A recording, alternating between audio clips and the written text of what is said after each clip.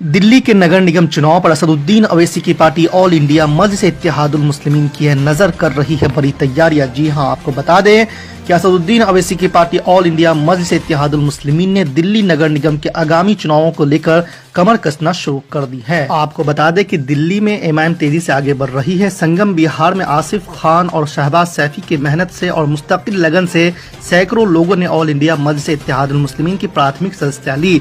साथ ही साथ उन सभी लोगों ने बैरिस्टर असदुद्दीन अवैसी साहब की क़यादत को भी तस्लीम किया। आपको बता दें कि इसी मौके पर वहीं पे एआईएमआईएम के एक कार्यालय का भी उद्घाटन किया गया, जिसमें खुद एमआईएम के दिल्ली प्रभारी जनाब हातिम साहब भी मौजूद रहे। आपको बता दें कि शहबाज सैफी ने कहा है कि हातिम साहब की निगरानी में दिल्ली एमआईएम मजबूती से आगे बढ़ रही है। कि आज अगर हिंदुस्तान के अंदर पॉलिटिशियनों में अगर मैं ये कह दूं कि आज के दौर में असदुद्दीन ओवैसी से काबिल आदमी कोई नहीं है, तो ये कोई बड़ी ताज्जुब की बात नहीं है, क्योंकि वाकई में उनका मुकाबिल कोई नहीं है। और ये मैं नहीं कहता, ये वो अपोजिशन के लोग भी कहते हैं जो उनके विरुद्ध खड़े हैं। खाली ऐसा नहीं कि उनको पसंद करने वालों की तादाद मुसलमानों की है, उससे कहीं ज्यादा तादाद गैर मुस्लिमों की भी है। मैं आपको बताऊं, जब हैदराबाद से पार्टी बाहर निकली थी तो हमने महाराष्ट्र में अपने पैर पसारे। महाराष्ट्र में पार्टी ने सोचा कि अपनी मजबूती बनाए और महाराष्ट्र के बाद दूसरे स्टेटों में जाएं। तो हमने वहां अंबेडकर साहब के पौधे से गठबंधन किया और उन दोनों का गठबंधन इतना बढ़िया रहा। देखिए, रिजल्ट की उस टाइम परवाह करना मुनासिब नहीं था, मगर गठबंधन की आहट ऐसी थी कि महाराष्ट्र में लहर ही चल गई।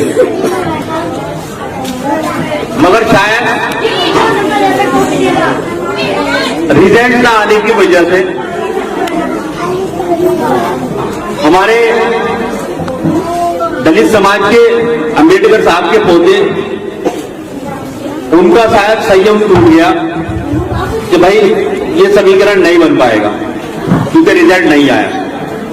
जबकि बैरिस्टर असदुद्दीन ओवैसी ने कहा कि थोड़ा वक्त लगेगा, ऐसा नहीं है कि रिजल्ट आएंगे नहीं, थोड़ा वक्त लगेगा, थोड़ा आप संयम बरतें, क्योंकि दबा कुचला समाज आपका भी है और सोया हुआ समाज हमारा भी है, जिसे आंख खोलने में थोड़ा वक्त गुजरेगा। मगर वो उस बात को नहीं समझ पाए। मगर आज वही बैरिस्टर असदुद्दीन ओवैसी के साथ गठबंधन करने के लिए बेकरार है। महाराष्ट्र में अभी कोई चुनाव नहीं है, मगर अगर आज चुनाव हो जाए तो वो फिर दोबारा साथ में आने को तैयार है। और यही नहीं, आप यूपी की सरजमीन पर जाइए, ऐसे कई दीगर पार्टियां ऑल इंडिया मजलिस-ए-इत्तेहादुल मुस्लिमीन से गठबंधन करने को तैयार है, जो कल तक उन्हें खुद बीजेपी का एजेंट बनाते थे। आज वही लोग गठबंधन करने के लिए तैयार हैं। वजह क्या है? वजह है मुसलमानों की सियासत में कम समझीकरण। मैं आपको बताऊं, जब काशीराम जी ने पार्टी बनाई थी दलितों की,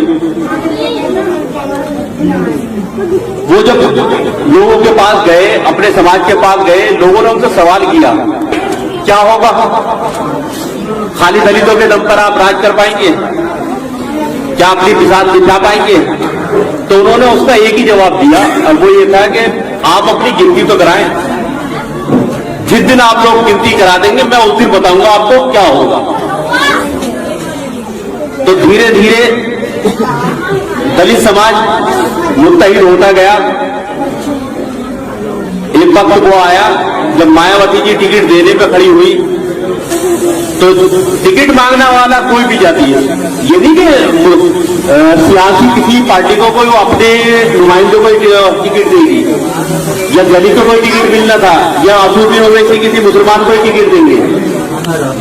जहां जिसकी तादाद है जहां जो सीट निकाल सकता है उसी के बारे में पार्टी संजीदगी से सोचती है और सारी पार्टियां हैं। तो जब दलित समाज इकट्ठा हुआ तो मायावती जी जब टिकट देती थी, अगर फर्क कीजिए उस विधानसभा में 20,000 वोट हैं दलित समाज के, तो टिकट के साथ साथ वही कहती थी कि तेरी गिनती 20,001 से स्टार्ट होगी, क्योंकि 20,000 में तेरे पॉप में पहले ही डाल के दे रही हूं।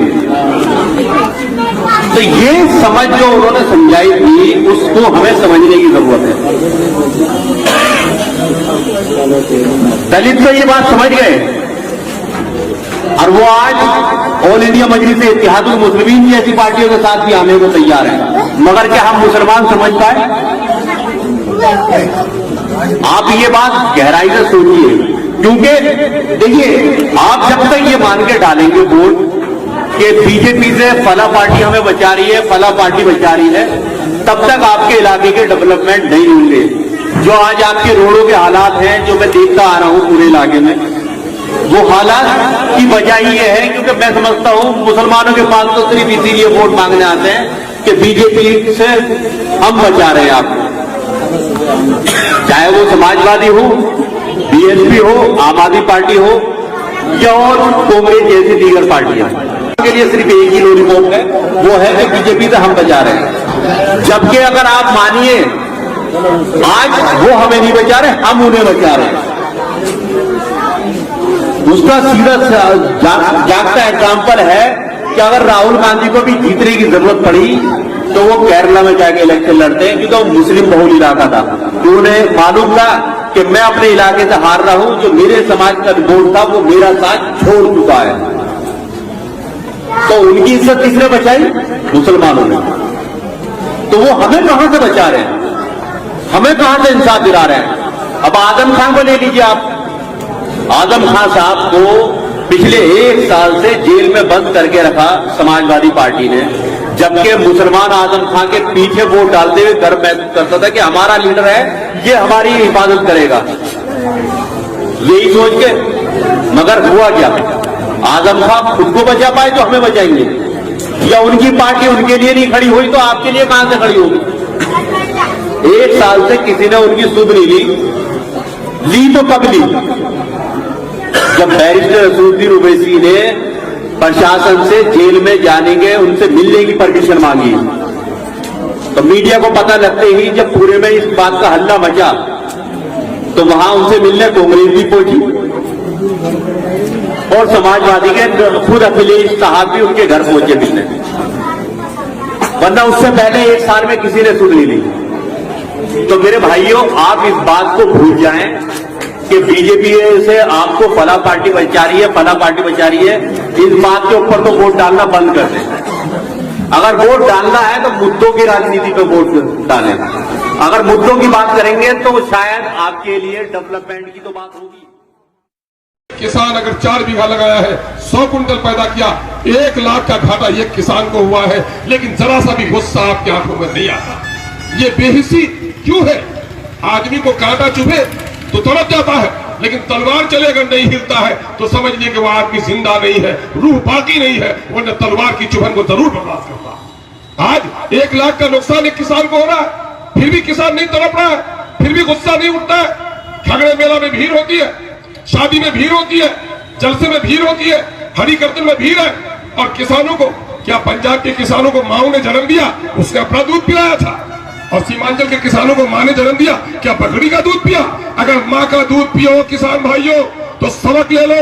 जाड़े की ठंडी रातों में दिल्ली के बॉर्डर के इलाके में जो ठंडक पड़ती है, आपसे कई गुना ज्यादा पड़ती है। पंजाब के लोगों ने पूरे ठंडे के जाड़े को, मौसम को 2.5 महीने या 82 दिन से आज वहां भूखे हैं, आज वो जाड़े में है। बारिश हुई, मोदी के गुंडों ने जाकर पानी बरसा दिया, डंडे चलाए, लेकिन मैं मुबारकबाद देता हूं पंजाब और हरियाणा की माओं को कि तुमने अपने ऐसे बेटे पैदा किए कि मोदी जैसे जालिम के सामने में आंख में आंख डालकर बात किया। और आज हम इस इलाके में है, कुछ भी मैंने मुर्दे पर 80 मन किया, 60 मन किया, 100 मन किया, सब कुछ बर्दाश्त करने के लिए तैयार है। सभी लोग किसान है, किसी का घर मानंदा के ऊपर है, किसी का कनके के ऊपर है, किसी का डोक के ऊपर है, किसी का परवान के ऊपर है। बताइए, आप नहीं कटे, आपका भाई का घर कटा कि नहीं, आपकी बेटी का घर कटा कि नहीं, आपकी खेती लाई गई कि नहीं, आपका बच्चा बर्बाद हुआ कि नहीं, डॉक्टर नहीं हॉस्पिटल में, अफसर नहीं है कार्यालयों में, बच्चे हमारे पढ़ नहीं रहे, लेकिन सीमांचल के लोगों को गुस्सा नहीं आता। मेरे भाई क्या हो गया है? आप याद करो अपने बचपन को, दूध पीते थे उस वक्त, चलने फिरने की ताकत नहीं थी, झल्लों में जिसे पालना कहते हैं, उस वक्त आपको गुस्सा आता था, उठ के बैठ जाते थे, कपड़े होते तो बच्चा उठा के वहां से फेंक देता था। चलना फिरना सीखा, माँ का आंचल पकड़ के बच्चा दूध पीना चाहा, माँ ने दूध नहीं पिलाया तो बच्चा पटक के जमीन में गिर गया। उम्र हो गई 5 साल 7 साल की और मेला जाने के लिए तैयार हुआ। अब बाप ने कहा मेला नहीं जाओगे तो रात भर खाना नहीं खाया, गुस्सा करके आप सो गए, वही पटक के रोया। ऐसा होता है कि नहीं होता है? लेकिन अब तो हम जवान हो गए थे, हमारा गुस्सा भी तो जवान होना था ना। बहन को लेके आए हैं हॉस्पिटल में, डॉक्टर नहीं है और हमको गुस्सा नहीं उठता है। अगर बहन को लेकर आए हो डॉक्टर